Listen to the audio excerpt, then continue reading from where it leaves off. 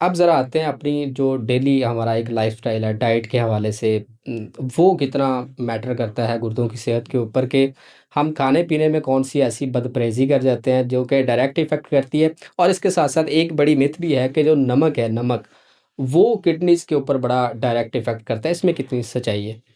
देखिए डिपेंड करता है कि बीमारी है क्या जिसने गुर्दों पे इफेक्ट किया है।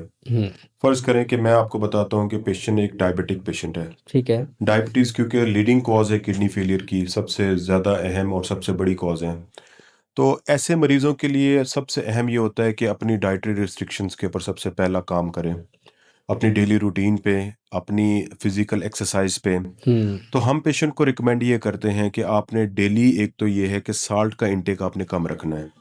साल्ट का इंटेक कम रखने की वजह ये होती है कि साल्ट इंड्यूस्ड एक तो ब्लड प्रेशर होता है, जो कि हो सकता है। दूसरा, साल्ट जो है सबसे बड़ी मूजब बनती है स्टोन बनने की, किडनी स्टोन बनने की। अच्छा। ठीक है। तीसरी चीज़ ये है कि साल्ट की वजह से जिस्म में पानी का इजाफी इकट्ठा होना भी शुरू हो जाता है। उन चीज़ों को हम लोग साल्ट की कमी से अवॉइड कर सकते हैं। हम यूजुअली रिकमेंड ये करते हैं कि जिनको किडनीज का इशू हो या जिनको स्टोन का इशू हो, तो वो चाय के छोटे चम्मच जो है, चाय वाला चम्मच जो होता है, उसको बराबर रख के साल्ट ले सकते हैं पूरे दिन में। अच्छा, चाहे खाने में, चाहे किसी चीज़ पे, इससे इजाफी ना हो। अगर इससे इजाफी होगा तो नुकसान होगा। इसके अलावा प्रोटीन का इंटेक, जो कि हम लोग जो गोश्त खाते हैं या फिर सब्ज़ पत्तों वाली सब्जियां खाते हैं, उसके अंदर प्रोटीन ज़्यादा होता है। हम प्रोटीन की रिस्ट्रिक्शंस को पेशेंट के लिए अवॉइड, मतलब उसको एडवाइस करते हैं। ठीक है। और उसके अलावा हम पेशेंट को एडवाइस करते हैं कि आप जो है डब्बे वाली चीज़ें जैसे हो गई, जूसेस हो गए हुँ, या फिर जो है बेकरी प्रोडक्ट्स हो गए, इनको अवॉइड करें। ठीक है। फिर डेयरी प्रोडक्ट्स अवॉइड करें क्योंकि उसके अंदर फॉस्फेट का, पोटेशियम का कंटेंट ज़्यादा होता है। हुँ, वो भी किडनीज के ऊपर, क्योंकि ये किडनी खारिज कर नहीं सक रही होती, ऑलरेडी बॉडी में ज़्यादा होती हैं, हुँ, तो हुँ, ये जिस्म पे नुकसान देती है, तो उसको अवॉइड करें। इसके अलावा हम पेशेंट को एडवाइस करते हैं कि आप वाटर का इंटेक अच्छा रखें, पानी इंटेक अच्छा रखें, हुँ, लेकिन देखते वक्त कि आपके जिस्म पे आपको कोई सोजन ना महसूस हो। अगर सोजन आने लगे तो फिर हम वाटर रिस्ट्रिक्शन भी पेशेंट को एडवाइस करते हैं। ये थी डाइटरी। इसके अलावा हम पेशेंट को एडवाइस करते हैं कि आपने डेली की एक्सरसाइज करनी है, at least 30 minutes a day, 5 times a week. ठीक ठीक है। है, ये एक्सरसाइज लाजमी होनी चाहिए।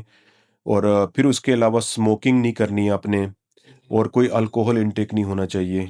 और साथ में ये है कि आपने जो सबसे अहम चीज़ कि आपने डॉक्टर के साथ जो है ना लेज़ॉन रखना है अपना, हुँ, हुँ, जिसमें जो है ना मंथली विजिट ज़रूर होना चाहिए आपका, ताकि डे टू डे जो वेरिएशंस हो रही होती हैं आपकी जो है ना लैब्स के अंदर, हुँ, हुँ। तो उसको हम डॉक्टर्स जो होते हैं वो थ्रू मेडिकेशन से उसको कंट्रोल करते हैं। क्योंकि खुदा ना खास्ता यही इग्नोरेंट बिहेवियर की वजह से गुर्दे ख़राब हुए होते हैं मरीज़ के, और वो अगर कंटिन्यू रहे तो पेशेंट जल्दी डायलिसिस पे चला जाता है। आपने पानी की बात की है और जी। ये लोग मेरे ख़्याल में आपसे भी पूछते होंगे कि हमें कितना पानी जो है वो रोज़ाना पीना चाहिए।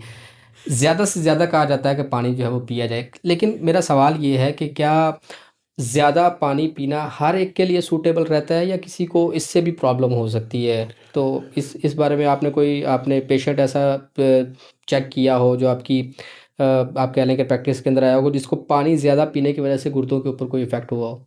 जी, ऐसे ही है। फिर मैं वही बताऊँगा कि डिपेंड करता है पेशेंट की किडनी की स्टेज क्या है।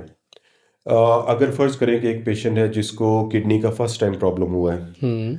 और वो हमारे पास जिस्म पे सोजन के साथ प्रेज़ेंट किए हैं, तो हम उसको एडवाइस करते हैं कि आपने पूरे दिन में 2 गिलास पानी से ज़्यादा नहीं पीना। जो 7 क्लास कहते हैं, वो वो आम कॉमन पर्सन वो के लिए। गलत होता है। अच्छा, और दूसरे नंबर पे ये है कि एक पेशेंट ऐसा हो जिसका कि डिहाइड्रेशन या फिर और डायरिया या वॉमिटिंग की वजह से उसका जो है किडनीज के परफेक्ट हुँ, हुआ, हुँ, उसको हम कहते हैं कि आप पानी ज़्यादा से ज़्यादा पिए, ठीक है। ताकि आपके जिस्म के डिहाइड्रेशन अंदर हो। डिहाइड्रेशन ख़त्म हो। और एक पेशेंट ऐसा हो जो कि ऑलरेडी डायलिसिस पे चला गया हो, तो उसको हम क्योंकि डायलिसिस में हम ना उसका ड्राई वेट हम उसका मेंटेन कर रहे होते हैं, कि एक आइडियल वेट उसका मेंटेन कर रहे होते हैं, जिस पे कि क्योंकि एक डायलिसिस से दूसरे डायलिसिस के दरमियान एटलीस्ट 2 डेज़ का फ़र्क होता है। तो उस 2 डेज़ में पेशेंट का सांस बेटर रहा हो, और उसके लिए फिर हम उसको यूजुअली रिकमेंड करते हैं 2 से 2.5 लीटर तक आपने पानी पीना है, ठीक है। ताकि आपका सांस बेहतर रहे। और फिर हम नेक्स्ट डायलिसिस में उतना ही 2.5 लीटर दोबारा निकाल देते ताकि पेशेंट दोबारा से अपने आइडियल बॉडी वेट पे दोबारा से आ जाए। तो बस कंडीशन पे डिपेंड करता है और उसकी जो है उसके मुताबिक हम पेशेंट को अप्रोच करते हैं। आखिर में डॉक्टर साहब मुझे ये बताइएगा कि सिर्फ 2 से 3 मैं चाहूँगा कि ऐसे मशवरे जो कि आप देखने वालों को देना चाहें किडनी हेल्थ के हवाले से कि आप ये 3 चीज़ों के ऊपर जो है वो अमल करें तो आपके गुर्दे जो हैं वो बिल्कुल सेहतमंद रह सकते हैं। इसमें यह है कि पानी का इंटेक अच्छा रखें, दूसरा ओवर द काउंटर मेडिकेशंस को अवॉइड करें, ठीक है। फिर ये है कि जो बाज़ार से जो अनरिफाइंड चीज़ें हैं उनको ना खाएं।